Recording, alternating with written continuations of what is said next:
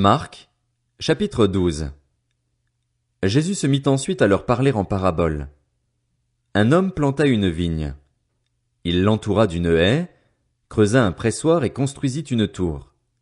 Puis il la loua à des vignerons et quitta le pays. Le moment venu, il envoya un serviteur vers les vignerons pour recevoir d'eux une part de récolte de la vigne. Ils s'emparèrent de lui, le battirent et le renvoyèrent les mains vides. Il envoya de nouveau vers eux un autre serviteur. Ils lui jetèrent des pierres, le frappèrent à la tête et l'insultèrent. Il en envoya un troisième, mais ils le tuèrent, puis beaucoup d'autres qu'ils battirent ou tuèrent. Il avait encore un fils bien-aimé.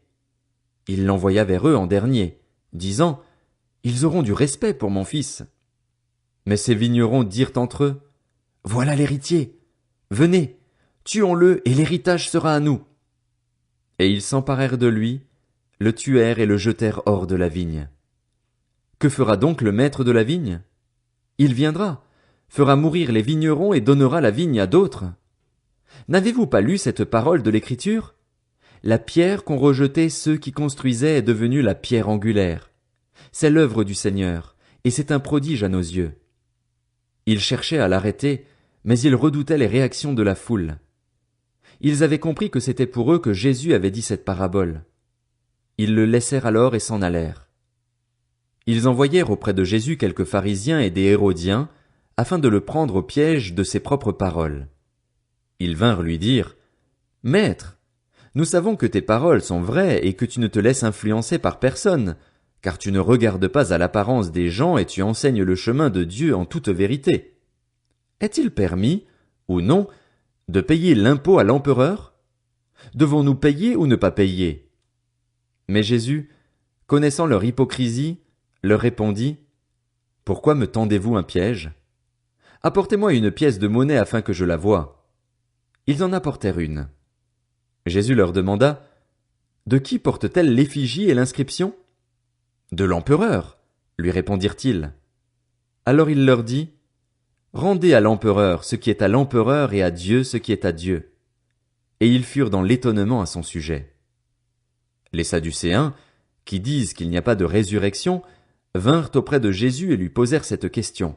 « Maître, voici ce que Moïse nous a prescrit.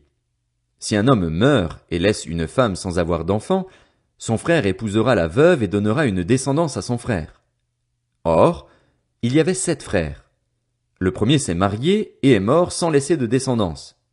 Le deuxième a pris la veuve pour femme et est mort sans laisser de descendance. Il en est allé de même pour le troisième, et aucun des 7 n'a laissé de descendance.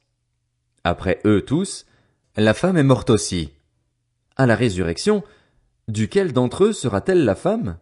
En effet, les 7 l'ont eue pour épouse. » Et Jésus leur répondit, « N'êtes-vous pas dans l'erreur parce que vous ne connaissez ni les Écritures ni la puissance de Dieu? En effet, à la résurrection, les hommes et les femmes ne se marieront pas, mais ils seront comme les anges dans le ciel. En ce qui concerne la résurrection des morts, n'avez-vous pas lu dans le livre de Moïse ce que Dieu lui a dit, dans l'épisode du buisson? Je suis le Dieu d'Abraham, le Dieu d'Isaac et le Dieu de Jacob. Dieu n'est pas le Dieu des morts, mais des vivants.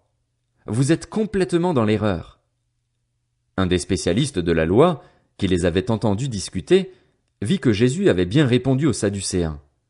Il s'approcha et lui demanda, « Quel est le premier de tous les commandements? » Jésus répondit, « Voici le premier. Écoute, Israël, le Seigneur, notre Dieu, est l'unique Seigneur, et tu aimeras le Seigneur, ton Dieu, de tout ton cœur, de toute ton âme, de toute ta pensée et de toute ta force. Voici le deuxième. Tu aimeras ton prochain comme toi-même.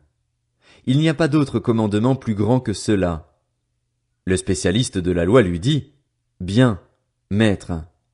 Tu as dit avec vérité que Dieu est unique, qu'il n'y en a pas d'autre que lui et que l'aimer de tout son cœur, de toute son intelligence, de toute son âme et de toute sa force, et aimer son prochain comme soi-même, c'est plus que tous les holocaustes et tous les sacrifices. » Voyant qu'il avait répondu avec intelligence, Jésus lui dit, « Tu n'es pas loin du royaume de Dieu. » Personne n'osa plus lui poser de questions. Jésus continuait à enseigner dans le temple. Il dit, « Comment les spécialistes de la loi peuvent-ils dire que le Messie est le fils de David? En effet, David lui-même, animé par l'Esprit Saint, a dit: Le Seigneur a dit à mon Seigneur, Assieds-toi à ma droite jusqu'à ce que j'aie fait de tes ennemis ton marchepied. David lui-même l'appelle Seigneur. Comment peut-il donc être son fils?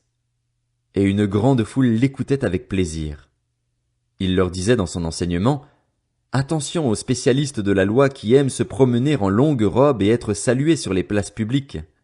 Ils recherchent les sièges d'honneur dans les synagogues et les meilleures places dans les festins. Ils dépouillent les veuves de leurs biens tout en faisant pour l'apparence de longues prières.